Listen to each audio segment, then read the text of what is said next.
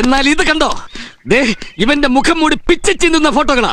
ഇത് കണ്ടാൽ നിങ്ങൾ എല്ലാവരും ഞെട്ടും. എല്ലാവരും കണ്ടോളൂ.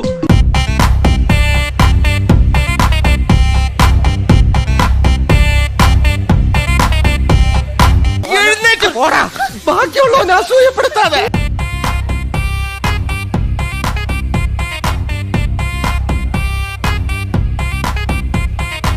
സദാചാരം സദാചാരം. മതി ഗോപാലകൃഷ്ണ, മതി. എനിക്ക് ഇപ്പൊ അവരെ കാണണം. എനിക്ക് അവരോട് പ്രതികാരം ചെയ്യണം. പുറപ്പെട്. സമ്മതിക്കില്ല, ഇത് ഞാൻ സമ്മതിക്കില്ല.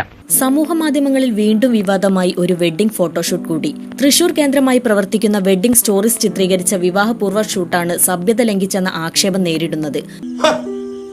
ആരെ കാണിക്കാനാണ് ഈ പ്രകടനം? പോയി ചത്തൂടേടി ശവമേ. വേണ്ട വച്ചമ്മി, വേണ്ട. അതിന് കിടന്ന് കളിച്ചാൽ തീക്കളിയാകും. പെരുമ്പാവൂർ സ്വദേശി കൃഷി കാർത്തികേയന്റെയും കൊല്ലം സ്വദേശിനിയായ ലക്ഷ്മിയുടെയും വെഡ്ഡിംഗ് ഷൂട്ടാണിത്.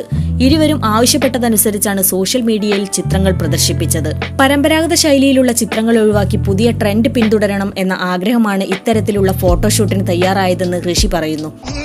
ഫോട്ടോഗ്രാഫർ ഇവൻ വന്ന് പെരിയ ഫോട്ടോഗ്രാഫർ, ரொம்ப ടാലന്റഡ്. ഇവൻ വന്ന് സ്പെഷ്യലിസ്റ്റ് പണ്ണത് കാൻഡിഡ് ഫോട്ടോഗ്രാഫർ.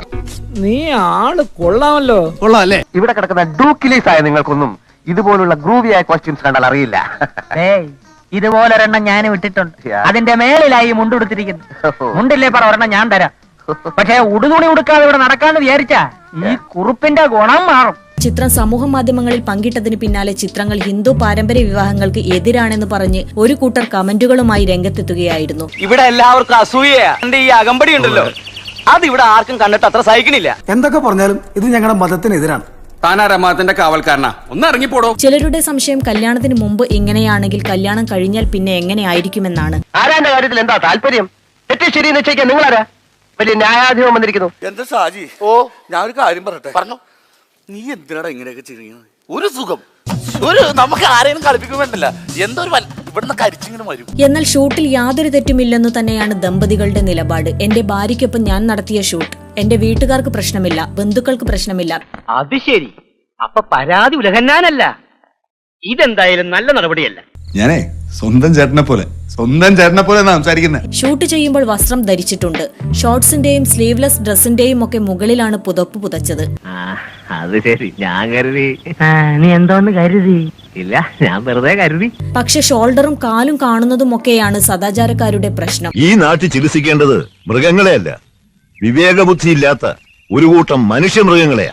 അത് മനസ്സിലാകാത്ത ചില കിഴങ്ങന്മാരാണ് കാലാകാലങ്ങളായിട്ട് എതിരേക്കുന്നത്.